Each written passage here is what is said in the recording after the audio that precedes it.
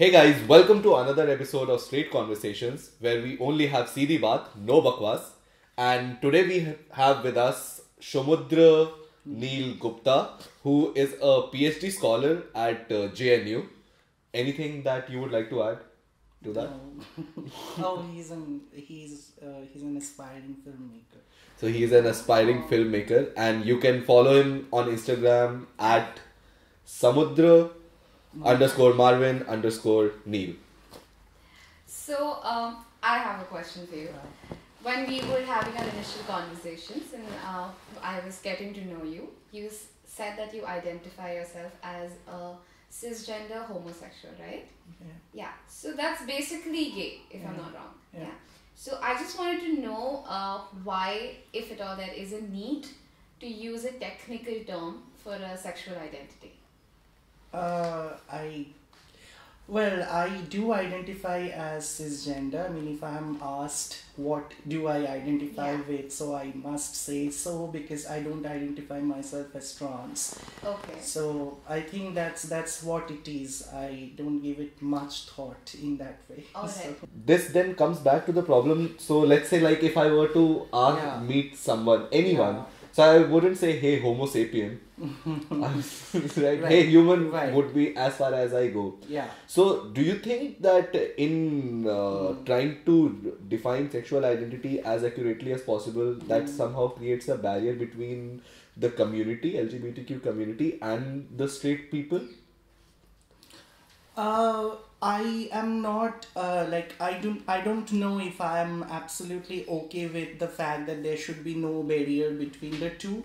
Okay. I really think that the divide does exist, and we need to acknowledge that divide because it is not a question of becoming homogeneous. It is a question of acceptance. It is a question of understanding. It is a question of coming together in solidarity. So the divide does exist. So I would like to identify myself as a homosexual who is non-normative. Therefore, there is let us take it for granted that there is something normative, and I'm not normative. So that has that has caused me a lot of trouble, which I have overcome eventually. So I would not like to forget about that, in the name of becoming same or one or whatever. So I do think that the divide exists. Yeah. Do you think it's better to have that divide? Of course it is. Of course it is. It gives me that space to do my politics, Alright. So, and claim also my space as a person, as an individual. So, of course. Right. Shomudra, you have read a lot about Samuel Beckett, right? Yeah. And you have done your master's thesis on this, MPhil thesis on that. Do you think Beckett adds a side of homosexuality through his characters in his work? Yeah. Well, actually, so in an interview that he gave to Israel Schenker, he said something very interesting. So he said that he was not interested to write about conventional things. He's rather interested to look at those people who are marginalized. He's rather interested to consider that which is not considered by mainstream art as a subject of his art. So this is actually something that has always made me feel at one with him, because definitely here a queer politics is unfolding. Because when he says that I'm actually going to think about, engage with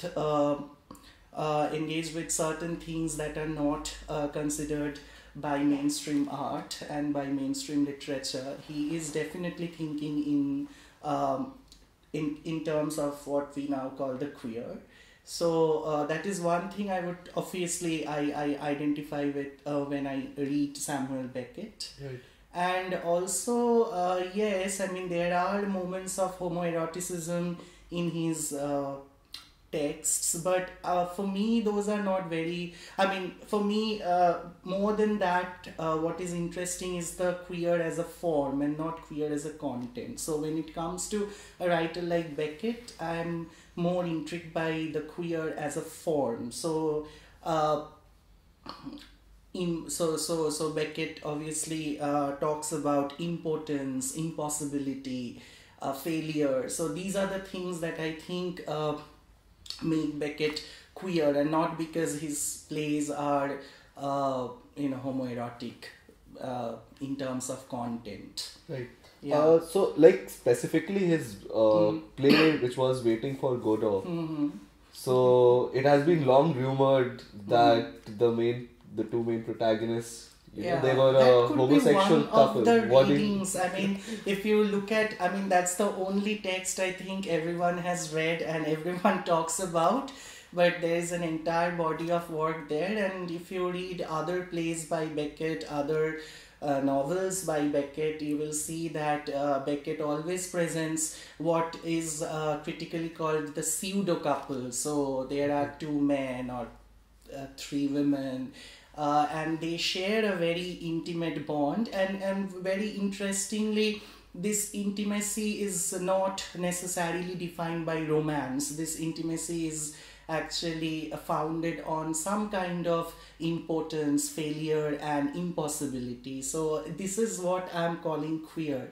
And so I think, I don't know if those characters are homosexual, because it's not explicit for sure, and making that assumption is actually essentializing once again homosexuality perhaps. But definitely I would say that the form is very queer. So right. If I think of queer as a politics, then in Beckett's text I find that on the level of the form, right, more than on the level of the content. Yeah. Okay. Do you think that art was kind of a mechanism for people who were closeted from a long time to express their sexuality in some way? Which basically what I'm trying to understand is all the rumors which are associated with, that Samuel Beckett was also gay. Samuel Beckett was not gay. Not that I know of. But still, do you feel that art was a medium to express? Yeah, I guess art has always been a medium through which certain forms of dissent get expressed in one way or the other. That is largely because any piece of art, and I can only talk of literature because I am a literature student, has what I think a certain translatability about it. So it is more it depends on how you are reading a text, how you are perceiving the text, and how you are interpreting the text. And we always tend to interpret and read a text from our subject position, from our own subject position. So if I'm a queer subject, then I would like to read elements of queerness in a certain text, but other people may read it completely differently. Other people may not want to read it in that line. So I think any piece of art, any text is open to interpretation, and it is therefore translatable, therefore always depending on how you as a reader reading the text, right? So you take the instance of Ramayana. I think there are, as many of us know, 300 versions of that text, yes. But this particular government is reading the text in a particular way. So that is one way of reading a text, which is always possible. So you can always read a text in a certain way and make meaning out of it. So that's how I would like to respond to that question. So I do not know if I got that question rightly, if Samuel Beckett's texts per se, or any other text for that matter, is deliberately trying to do this. I mean, it could be that there are writers and artists who are deliberately trying to make a point, but it is up to you as a reader how you are receiving that text. So, right. Yeah, that's my response. when did you first figure out that you were attracted to men? Since the age of 6. Oh, That's pretty early. That's early. That's the earliest I've heard someone. yeah. Oh. I mean, I guess I knew it even before that, but maybe I remember when I was 6 years old, I realized I was attracted to men. So I come from a joint family, and there were young uncles at home, and I used to feel very attracted to them. So that's how I knew, although it is true that I did not have the word for it. Right, until very, I wouldn't have a word for it till I was in class 8, and I'm talking about those I was growing up during the 90s, and we were not exposed to so much information at that time. So I did not know, but I knew that I was attracted to men. That's pretty early, Yeah. So, like, at what point were you certain? That this is... Oh yes, so that was of course in class 8 when I first fell in love with a boy, and it was like, that was a very new experience in the sense that previously I was attracted to men, but I don't know if I'm putting it rightly here, but I was obsessing over this person almost, and vice versa. So it was, so when I was in class 8, I first fell in love with a person, and the feeling was of course mutual, and one day this person comes and tells me, no, I want to marry you, and then he adds, but don't tell it to anybody. And we did not know what we were doing, because like I said, we were not exposed to a lot of information, and we did not have the word for it. But we realized that there was something odd about it, something awkward about it, something not normative about it. So yeah, I was quite certain at that point that I only desired men. Okay. Yeah. So I just have a question about the normative bit. Was the oddity from the outside, or was it within the two people too?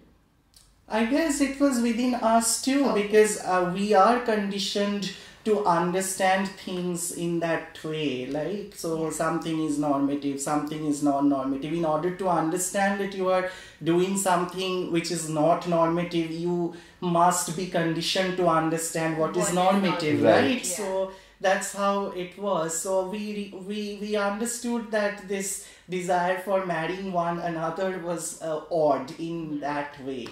So yeah, that's it. Yeah. So who did you first speak to? Yeah, so actually when we were in that so-called relationship, I got hold of this article which came out in a magazine, and that was the first time I came to know about the word homosexuality. It sounds so weird today because I think everyone knows this from very beginning, but I lived in a house that did not have internet. In fact, many of us did not know. In school, I was actually bullied not because I was gay, people hardly knew that, but because of my gender performance. So I was bullied because I was effeminate. So I came to know about the word in that article. Right. And my first instinct was to let this person know about it. And he freaked out, and we broke up, of course. That was very bad. But I realized, it was a moment of anxiety for both of us. So he was literally the first person I spoke to about it, about ourselves, basically. Yes. And he decided to,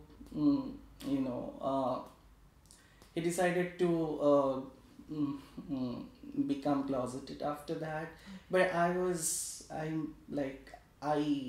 for me, that was not an option. But we broke up nonetheless. Right. So, yeah.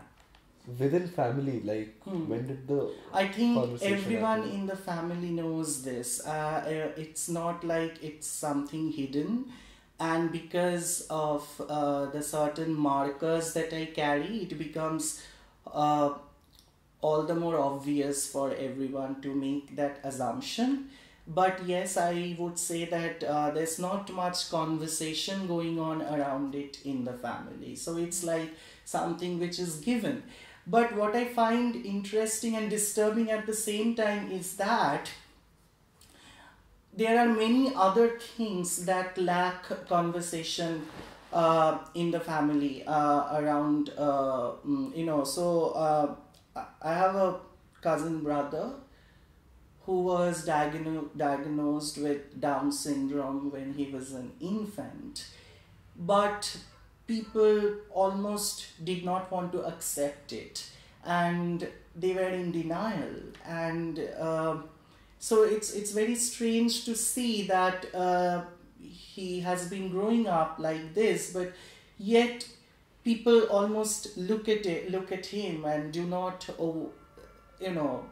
bother to engage with a proper conversation around it. So it's more like it's something which is there, but we would not talk about it. So if you call it acceptance, then it's a way of, I guess, accepting certain things, coming in terms with certain things, but there is definitely a lack of engagement, right? A lack of conversation. Yeah.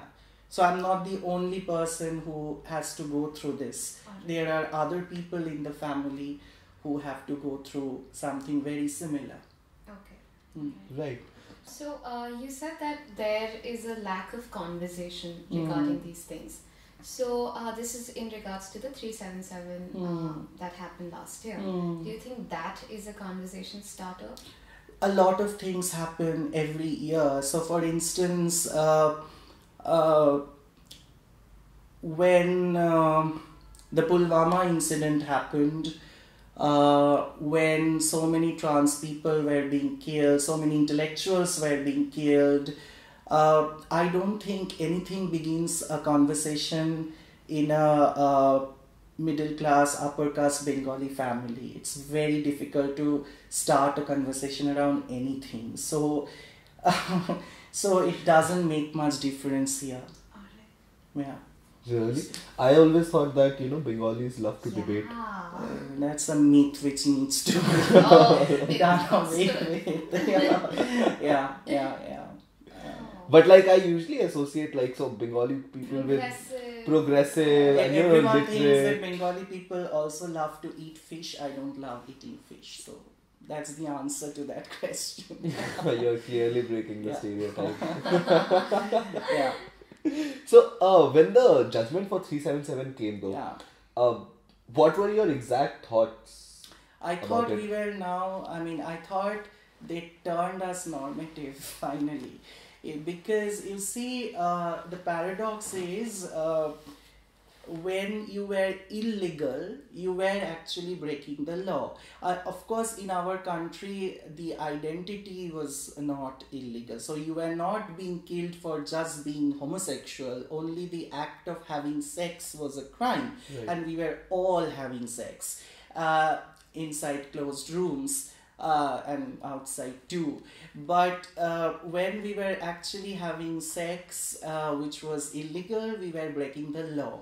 Right. But when we became legal, there is no question of breaking the law anymore. So we are sadly normative people now, and they took away half the excitement from having illegal sex.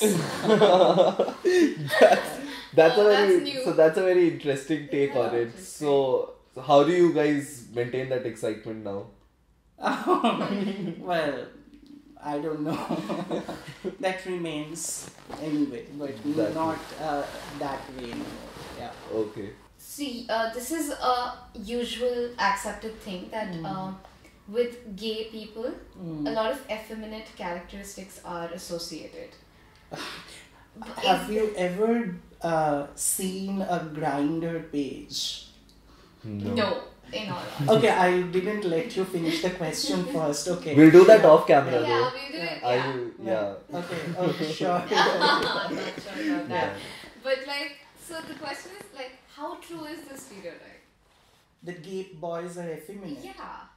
Okay, so I was talking about Grindr profile. I mean, Grindr. There are many gay men who are not effeminate.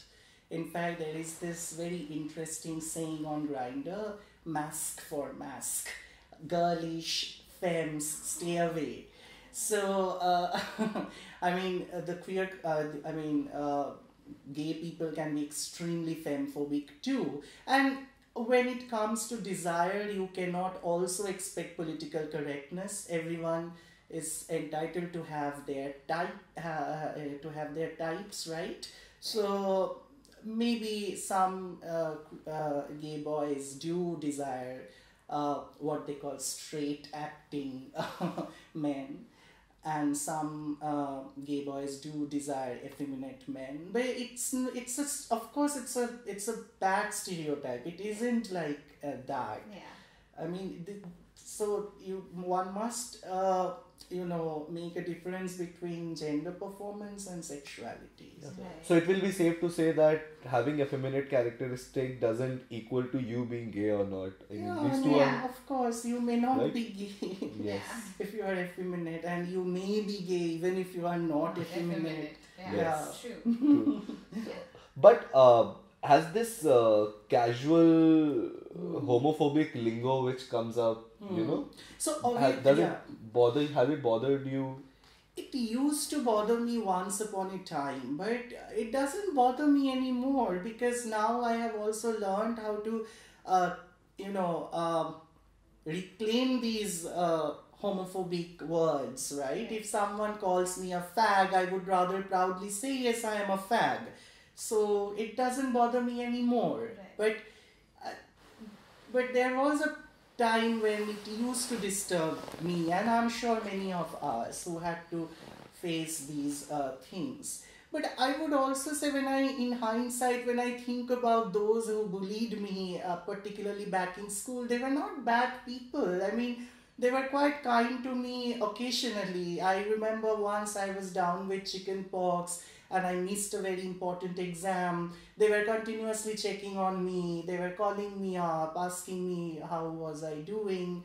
So I cannot, I think I wouldn't like to go into that victim perpetrator story anymore. I think everyone is part of a system, and everyone has been conditioned by that system, so we need to critique that system that conditions us in a certain way, and Right. not individual doing things like this. So Yes, that's a very mature perspective Yeah, it to is, look yeah. into it, because it's easy to play the victim card, but yeah. it's difficult to understand. And accept that there's a system that's making you play it. Yeah, of Yes. course. And those were not bad people. I am in touch with many of them Yeah. even now, and they weren't bad people. So I think we all had been victims of the system, and nobody victimized anybody as such.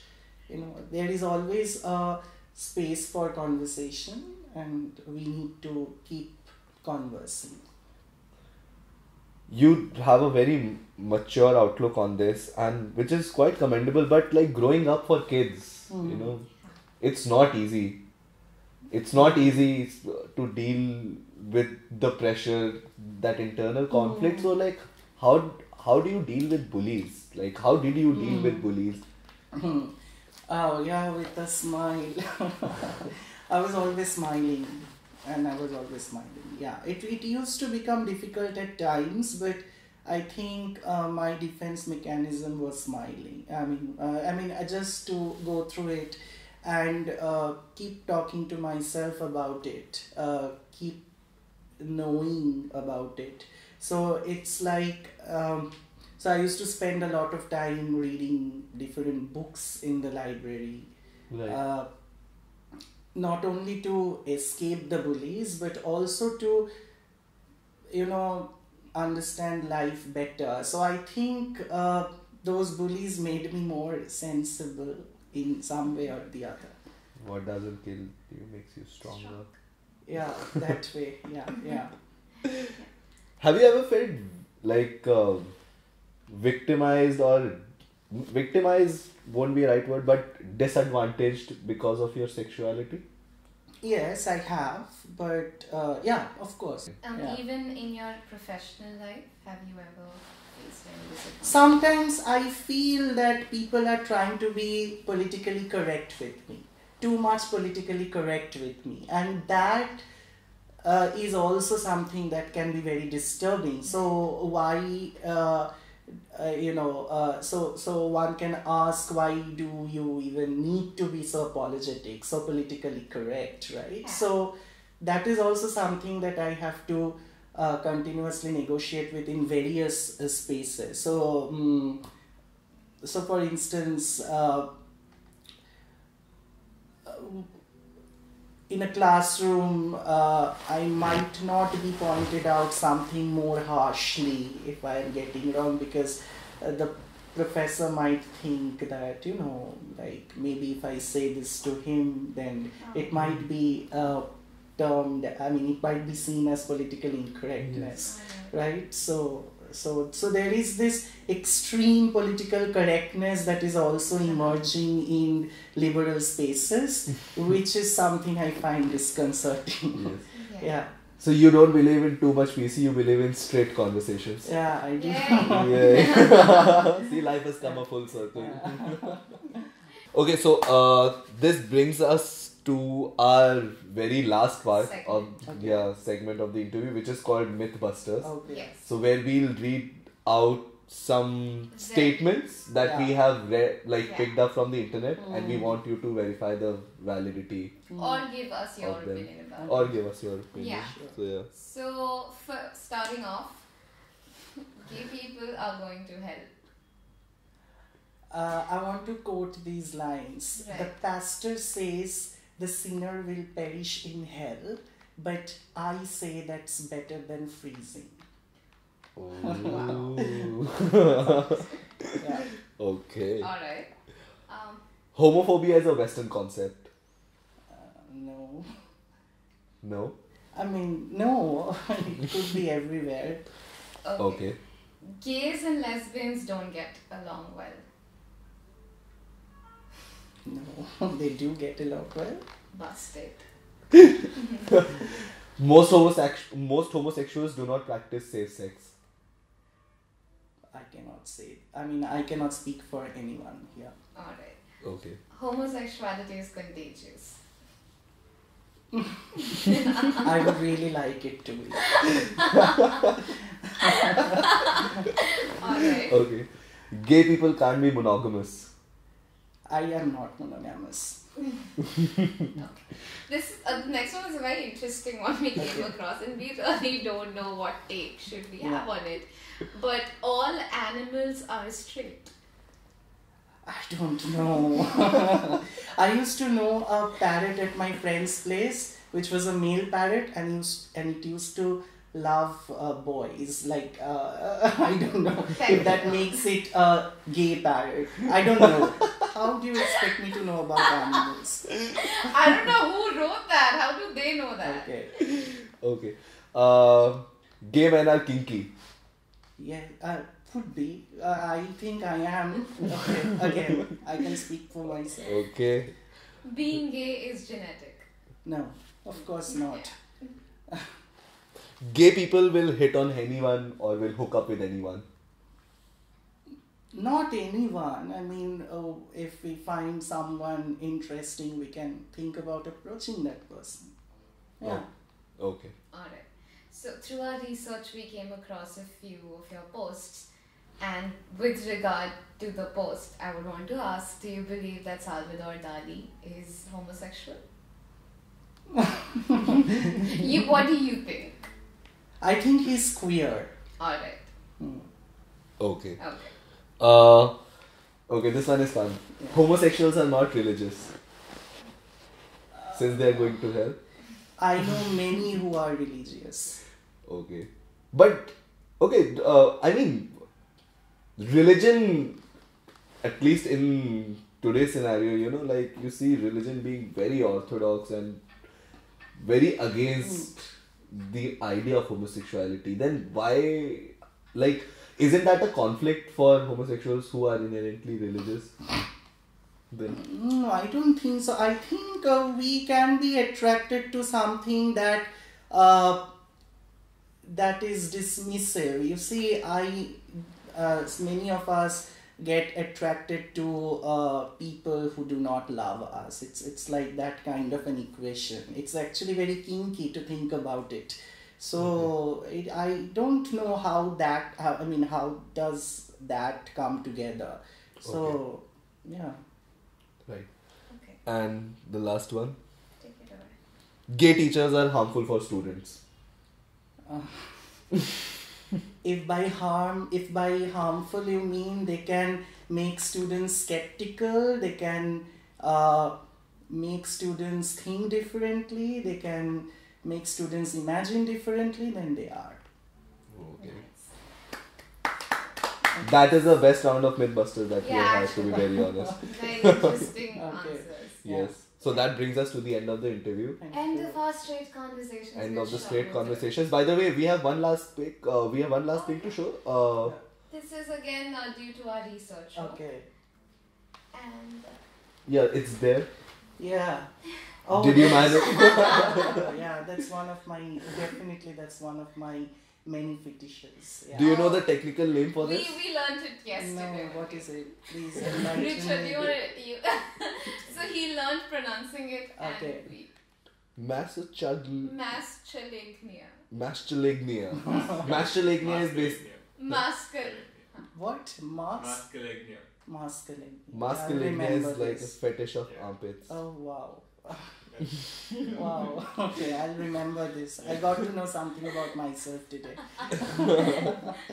Okay, Shomudro, thank you so much for being a Thank part of you. Straight Conversations. Yes, thank Guys, you. please follow Shomudro at Shomudro _Marvin_ Neil. Yeah. Okay. And yes, that Thank you brings for us to such the end. interesting answers. Thank you so much. Thank you for And watching.